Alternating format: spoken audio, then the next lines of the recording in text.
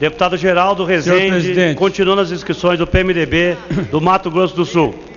Senhor presidente, na próxima sexta-feira, dia 4, nós vamos inaugurar em Dourados a Clínica da Mulher.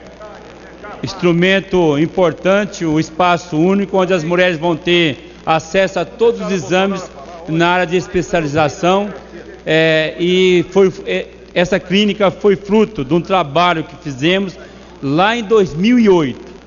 Tivemos vários contratempos, mas estamos entregando às mulheres de Dourados da região esse belíssimo local que vai ser situado lá no Jardim Água Boa, o bairro mais populoso da nossa cidade, e mostra o nosso compromisso com a luta das mulheres, mas principalmente com a saúde da mulher. Então eu vou encaminhar a todas as mulheres dessa casa o convite para que elas possam também ajudar a reproduzir esse mesmo tipo de iniciativa nos seus estados.